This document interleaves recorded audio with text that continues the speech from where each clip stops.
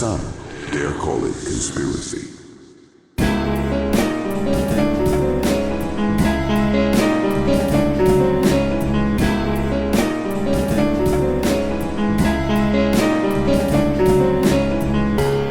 Welcome to the Some Dare Call It Conspiracy podcast, hosted by Brent Lee and Neil Sanders.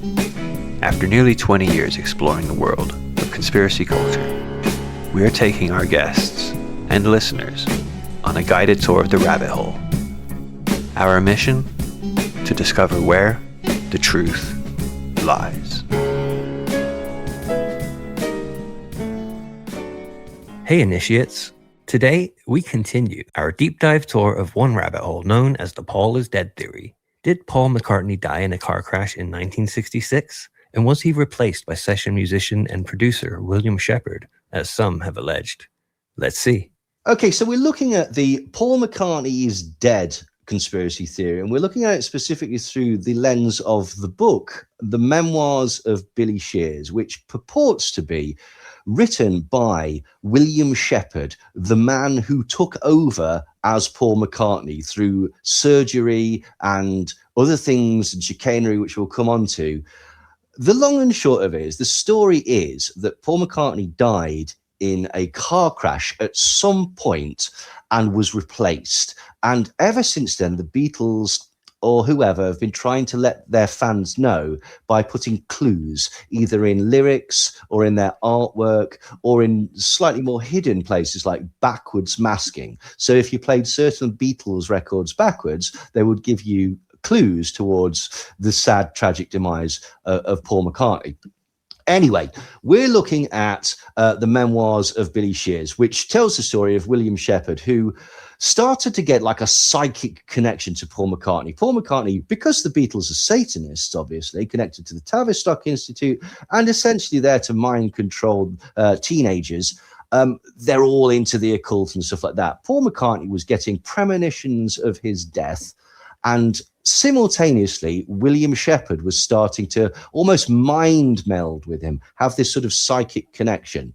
Luckily, William Shepherd was also an incredibly high-ranking Freemason, his uncle being an even more distinguished Freemason. And the suggestion was that he'd been set up for his entire life to play the role of Paul McCartney, inferring that the Freemasons connected to the Illuminati must have known that Paul McCartney would have died and would need replacing. It's all very convoluted and some might say silly. And also, we're already on to chapter 14 in the book, and Paul isn't actually dead yet.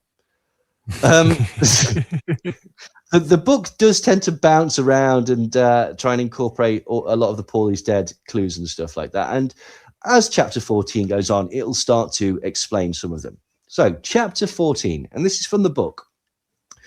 Paul is dead enthusiasts say that Paul died on Stupid Bloody Tuesday, late on the 9th of November 1966, and was officially pronounced dead on Wednesday morning at 5.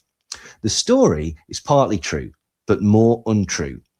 Looking at a 1966 calendar will prove, first of all, that the 9th of November was not a Tuesday.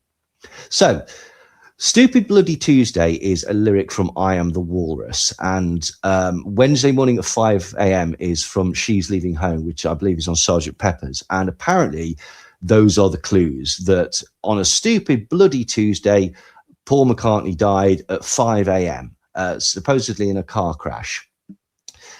And the book continues, and this is where it starts to get like, oh, come on, you're all Satanists. You don't need this. Legal action was a constant concern.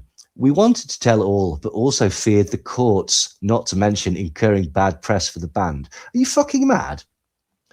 Are you, like, seriously? That's the chief concern, is it? That, like, oh no, the Beatles, the bad press, and like the potential of what? Fraud? Who knows? Anyway. At first, we feared we would be ruined when the world learned our big secret. And at the same time, I was anxious to say, hey, everyone, look at me. I'm a Beatle now. Devising clues to put into many of our songs and our album cover art was a fairly safe way to tell everyone as much as they had ears to hear and eyes to see. Why? Why would you do that? Why would you do that? Like, okay, again, we've discussed this on previous things, but like, if you cannot let people know because your Illuminati bosses will be cross, it doesn't matter if they figured it out through clues or figured it out because you got on the fucking 6 o'clock news and told everybody. Like, it's very, very silly. Anyway, we're now starting to look at some of the other clues, the clues that William, now as Paul, started to include in the artwork of the upcoming albums. And if you go to someday I call it conspiracy.com and go to our Paul McCartney pictures section, look at picture number 9, there is the cover of the Sgt. Pepper's Lonely Hearts Club Band album by the Beatles. If you're there and you feel like clicking on our Patreon or checking out any of the other things on the site, please feel free. Everyone will think you're cool. So, this is from the book. The Sgt. Pepper's cover depicts a funeral gathering with several symbolically significant characters there to bid farewell or welcome to Paul McCartney. The focal point is the drum. We let it out that we hid a date on the drum skin. You can hold a mirror or a CD up to the word Lonely Hearts to indicate the date. Holding up a mirror halfway down those words makes it possible for you to see how I, the other half, live as Paul. Looking through the bent back tulips, which is a lyric, it reveals the once hidden I1, IX or 9, he, die, with the there's a shape as well pointing up at Paul or Paul standing. So what they're suggesting here is Paul died on 9/11. Ooh. And he explains why people have got it wrong, okay? Because for some reason they decided to use the American way of dates. So all the Paul is dead enthusiasts have been going, bloody hell, it's November, innit? Like, but it's not. Like, if we remember, that's when the Turner Diaries did their 9/11.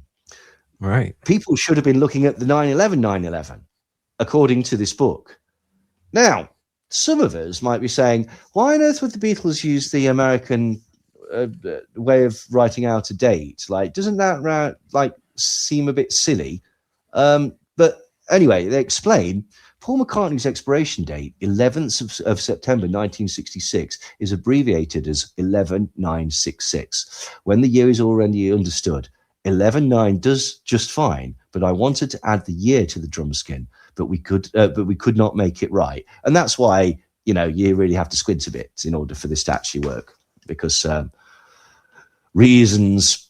So anyway, we had briefly discussed this as a clue. Now, the guy who actually came up with the mirror theory was a Paul is Dead enthusiast called R. Gary Patterson. And he wrote the book, The Walrus Was Paul, The Great Beatle Death Clues. And he points out that if a mirror is placed horizontally over the bass drum skin in the center of the scene, the phrase lonely hearts become I1, so that's your 11, I9, so that's your 9, he die. So this is a reference to Paul's dying. And this is obviously what people erroneously thought was the 9th of November. The diamond on it is pointing both to Paul McCartney and to the supposed grave, as this is it's a funeral procession, and you can see on it, it does look a little bit like a funeral procession. They're all there. There's flowers on the ground and whatnot. The 9/11 thing, I don't know. What do you think? Do you think that this is significant? No. You don't? Okay. I mean, the conspiracy crowd fucking love this. Like, if we go back to the original video with Mark and Mike discussing it, Mark Devlin says, so if this accident was just some terrible random thing that nobody could have foreseen, look at the date. We're told it was September the 11th, 1966. So you've got 9/11. And then if you take the 1966 and you invert the 9, you've got a 666 there. So you've got two very important numbers in Masonic occult realms. And Billy has already told us that he's a Freemason and he comes from these occultic mystery school backgrounds. So of all of the 365 days of the year that this accident could have happened, it just so happens to occur on 9/11, this incredibly numerically significant date. And yet we're asked to believe that this is just some terrible accident. It smacks to me of the whole thing being pre-planned in a ritualistic fashion, as you say, in line with the belief system of these networks. And Mark Williams responds. He says, well, in the book, it says that he became obsessed with the dreams and he was preoccupied with them. This is the premonition dreams. And the other bands knew of the dreams because Paul would speak to them. So McCartney, original OG McCartney. The other bands knew of the dreams because Paul would speak to them about his nightmares, but they all didn't take it seriously. And that McCartney was doing things where he was planning his departure and his replacement. And I think that's in chapter 14 of the book. So you have to start thinking to yourself, he's planning his departure. Who does that? This guy was 24 years old. No, he's a 24-year-old kid. And he was even younger than that because he died when he was 24. So all this stuff was taking place, let's say, a year before or so. 23 years old. I mean, 23, 24. This kid was doing the types of stuff. It's absurd at face value. So it says that something was up, that he knew something was up. And when you said that before, that the biological Paul was the real victim in this thing, I'll tell you, Mark, because I do believe that Paul McCartney's father, Jim, was also a high-level Freemason too. Otherwise, this whole thing just simply could not have gone down. Yeah. Yes. I mean, it could be that, or it could be that the person who wrote this book knew that if he tied 9/11 and Freemasons into it, that would really appeal to the demographic that he was trying to sell to. I mean, that's the point that, again, shows how this theory sort of works and how it's very difficult to debunk it to people that want to believe it because they're not looking at it logically. Like, Mark is there going, so what he's suggesting is that the accident in which Paul McCartney died might not have been an accident. It might have even either been foreseen by some sort of, magical premonition by the Illuminati, or potentially that Paul McCartney was murdered, or that the accident was made to happen on that particular date, 9/11, which several decades later would also become a significant date due to the 9/11 attacks. Or, I mean, we're coming from what accident? We don't know that there's an accident. You've started from the perspective that there's an accident. Like, do you know what I mean? Yeah. Like, yeah. Oh, well. Like David Icke. Starts Yes. Start at the end point, then you can figure out the journey because you know where it's going. And it's like, well, that's called, like, bias. Like, that's fitting the facts to your reality. But hey ho. So what they're saying is that 9/11 is when Paul McCartney died. That's what the book is saying. Well, I mean, on the 15th, he was seen at the Royal College of Art in London, attending an experimental music performance. And we must remember at this point, like, what William Shepherd looks like. Like, so that's difficult. On September the 16th, he traveled to Paris to meet John Lennon and Brian Epstein for a weekend break. So the previous evening, John Lennon and Neil Aspinall left Celle in West Germany, where Lennon was filming How I Won the War with Richard Lester for a break in Paris, France. But on this day, he was joined by Paul McCartney and Brian Epstein, who travelled to Paris from London. And so the four men had a weekend break together in the city. And on Sunday, the 18th of September, Lennon and Aspinall went to Spain to continue filming. So it would be very unlikely that he would have the time to look like Paul McCartney. And yet he was seen looking very much like Paul McCartney very, very shortly afterwards. There's another even more damning thing that I'll come to later in the show, but I'm just dropping that seed because, we like to build excitement. So what about the November the 9th? Because if you remember in the original theory, it was November the 9th, 1966. But unfortunately, like, we know where he was. According to the historical records from the Beatles Bible, he was traveling through France and Kenya with his girlfriend Jane Asher and his road manager Mal Evans between the 6th of November and the 19th of November. So they know where he was. They flew to Kenya around November the 14th So the trip itinerary was November the 6th to the 12th. They were on a road trip in France. From the 12th to the 14th, they'd met with Mal Evans in Bordeaux, France, and they travelled towards Spain before deciding to go to Kenya. They flew from Seville to Madrid and then via Rome to Nairobi, where they met up with Jane Asher. And all of these things, they're recorded. Now, obviously, that could be the Illuminati, like making it up in order to muddy the waters and whatnot.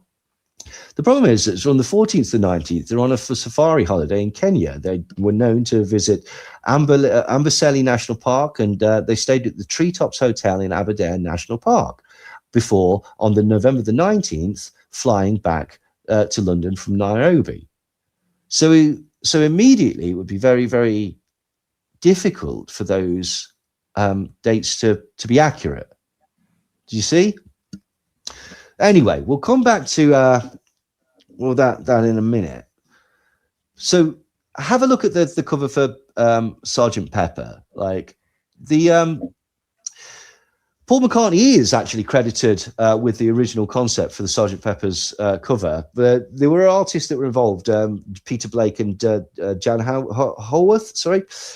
They designed and executed the final piece, but McCartney did actually provide the original drawing. He did like a sketch, and his concept was that he wanted the Beatles to be a fictional brass band being presented by an award from a Lord Mayor. And so his original sketches featured the band standing in front of a large northern-style floral clock. Okay, so all the sort of funereal aspects of it, all the other artistic flourishes, they didn't come from Paul McCartney. Like he wanted the band to be surrounded by dignitaries and friends, but this idea evolved under Peter Blake into a magical crowd of heroes and historical figures chosen by all four band members. So McCartney's friend and art dealer Robert Fraser recommended that he work with fine artists rather than a commercial design group. And so they got Peter Blake and Jan Haworth, and they took his really basic sort of premise of a band with an audience and transformed it into this elaborate life-sized collage, essentially. So while McCartney had the general band idea, the specific idea to have the hand-painted bass drum as a central prop came from Peter Blake, the artist.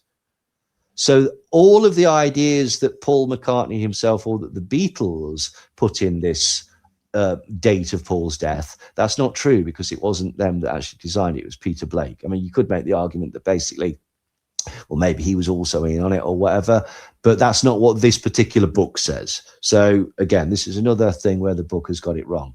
The Beatles are dressed in satin, day-glow, military-style uniforms manufactured by the theatrical costumer M. Berman Limited. Now, this was not only a groundbreaking design for the time, but the artwork also broke the bank, costing £3,000 to create, which is well over 50 grand in today's money.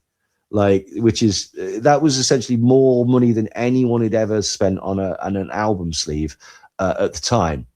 So the concept was for the four Beatles themselves to appear in costume as Sgt. Pepper's Lonely Hearts Club Band, surrounded by a gathering of influential people as if they'd just performed a concert.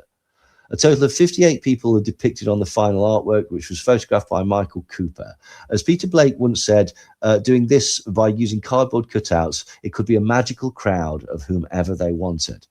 So those chosen from a collective list drawn up by John Paul George, Peter Blake, John Haworth, and London art dealer Robert Fraser. Now, there were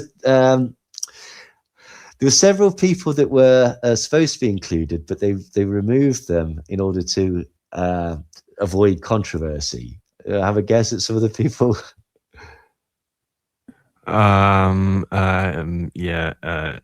Hitler. Yes, Hitler. Yes. Yeah, John Lennon suggested Hitler. Some might say Charles Manson. No. Oh God, that would have been weird. That would be like I don't think Manson was. When did this come out? Like Manson wasn't known until '69. So right. If the Beatles, that would have been a fucking one for the conspiracy theorists. Like you would have wrote a book on that. Yeah, right. But Jesus was also one. They also had Mahatma Gandhi and Leo Gorsi, but they were removed for different reasons. I think legal reasons, basically. Now, they were going to have Elvis Presley on there, but they didn't, because Paul McCartney said that he was too important and too far above the rest to even mention, because they're just enormous fans of Elvis. And like, isn't that crazy that the Beatles essentially felt that they'd kind of be riding Elvis's coattails if they put him on his album cover, so they didn't feel worthy of putting Elvis on the cover, which is pretty cool, because it shows that despite being the Beatles, they're still just some lads in a band, aren't they? Which is great. So anyway, what are the clues on the cover of Sgt. Pepper, or the supposed clues? Well, one, if you look at the front cover, Paul is Dead proponents suggest that they're gathered around what appears to be a freshly dug grave. And I mean, maybe. I mean, it looks like it's a flower bed. Yeah, it looks like a traditional garden, like that you get English gardens, in cities. Yeah, like if you're driving up to a roundabout or something, they'll say, like, this is our local parish's year of the rose or whatever, and they'll have like something like that. So I mean, maybe you could I mean, graves are holes in the ground, like, a grave and a freshly dug flower bed. I don't want to give any serial killers any ideas or anything, but they do look relatively similar, so who knows. Now, what about the bass guitar? You see the yellow guitar there? It's a left-handed bass, which is Paul's instrument, apparently. And is it? I can't even tell. It just looks like the shape of a guitar. Could be bass guitar, could not be bass guitar. But do you see how many strings there are? Oh, those aren't strings, are they? Well, there's sticks that are supposed to look kind of... There's three. Three, indicating that one of the Beatles isn't there anymore, obviously. Okay. That's the first thing that comes to mind, isn't it? Like, also, I've noticed, if we're looking at the earlier things, I don't think the I's cross his heart at all. I think that's just bollocks. No, I'm not convinced. No. I mean, actually, no. Hang on. I will reform that. I think that if you picked any point on that, it makes it look like all the eyes are looking at it. Let's do the trombone. Yeah, it does. That's just how eyes work. You could pick any point on that cover and say that all the eyes are looking at it, except for Diana Dawes, who's just being rude and looking off into the middle distance. But hey ho, she's deserved it. She's Diana Dawes. She can do what she wants. Anywho, right. So, are we convinced by those? Here's another one though. Have you noticed that just above Paul's head is a hand? Sure. And we all know what hands represent, don't we? Death. Hands. Yes, exactly. The hand of death. We all know about this. Yes, absolutely. It's an Eastern symbol of death, or maybe a priest's final blessing, or someone maybe waving goodbye to Paul because Paul is dead. Or hello. Well, I mean, yeah. Oh, exactly. There you go. Because it's the new Paul. Because it's not a thing. That came with a chap called Joel Glazier came up with that. He's another Paul who's dead enthusiast. So basically, he came up with it. It was in Strawberry Fields Forever, which was a prominent Beatles fanzine, which was run by Joe Pope. In Strawberry Fields Forever issue 51, Joel Glazier points out that the hand belongs to Stephen Crane. And now Stephen Crane also wrote a short story called The Open Boat. And The Open Boat is based on his experience of surviving a shipwreck. He and 3 other men made it to a lifeboat, but one of the men drowned when the boat capsized. In his fictionalized version of the story, though, Billy, the only character referred to by his name, Billy, is the strongest of the 4 men in the boat. He drowns when they try to swim to shore. Glazer also notes that Stephen Crane died in his 20s, and a number of the other figures depicted on the cover died tragic deaths, including Jane Mansfield, who was decapitated in a car crash. Is that Jane Mansfield or is that Diana Dawes at the front in the yellow dress? I don't know, but she's just very rudely staring off. So what do you think about that? Are you convinced by that? That like the hand? No. No. Oh, okay. Not fair meaning enough. death or anything. No. It's just, it's just that guy's going, hey, it's me. Hi. Now, have you noticed? Have you noticed that while the others have got brass instruments, have you noticed what colour Paul's instrument is? It's a cor anglais. Yes, exactly. Black, the colour of death. That's not a coincidence. I mean, to be honest, I don't think I've ever seen a cor anglais or a clarinet that's not black. What's George holding? I don't know. That's not brass. Looks like a flute. It's not black though. No, the flute it's not death. gold though. It's not brass. So it's also different. True. So that's true. So Paul's not the only different one here. Yeah, but some of the differences are in there, so that the actual differences that are real are hidden, so that so it's can't be too obvious, Brent. Yeah? No, silly, isn't it? But anywho, so the black instrument. Okay, there's the bass drum mirror clue, which is obviously we've discussed. Now, the doll on the car on the right, there's a doll, and it's holding an Aston Martin with a red interior, and this supposedly references the car that Paul was driving during his fatal accident. The doll at the right of the picture, the cloth figure of Shirley Temple, wears a sweater that reads, "Welcome the Rolling Stones." Now, Joel Glazer, who's the man that wrote in Strawberry Fields Forever, asserts that this shows that the Rolling Stones helped to cover up Paul's death. And the reference of the cover was essentially a thank you to them for, being cool. Convinced? No.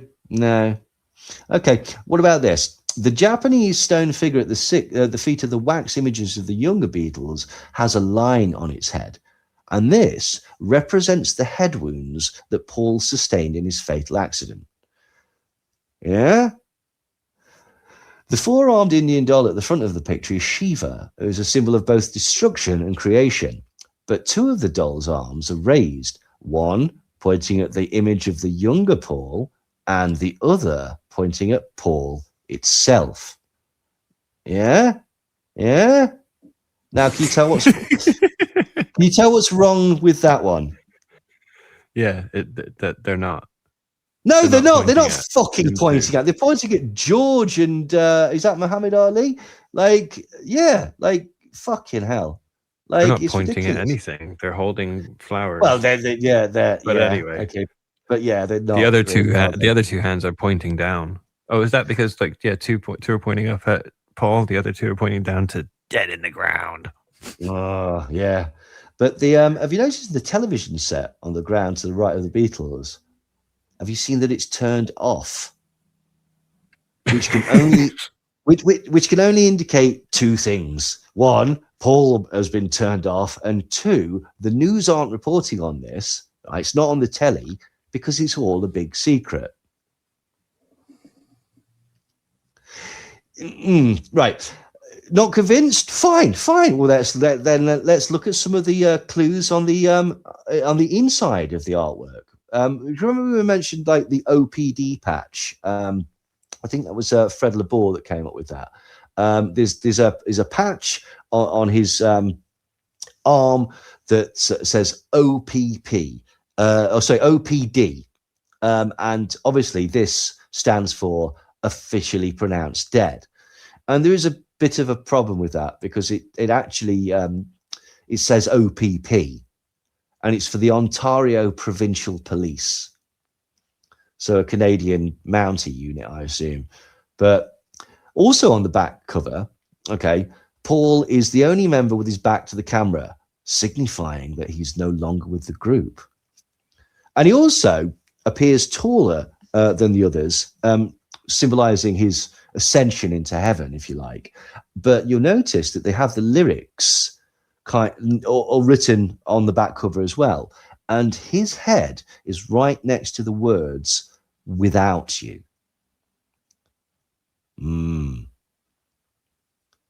Apparently, on the inside cover, George Harrison's thumb points to the lyric "Wednesday morning at 5 o'clock," which is again the supposed time of Paul's accident. So, and again, the problem with all of these is that these all rely on the fact that Paul McCartney died in an accident, and there's no evidence to say that he did die in an accident. There's only this retrofitting of clues to this imagined scenario. There's zero evidence to support anything, but it is fun.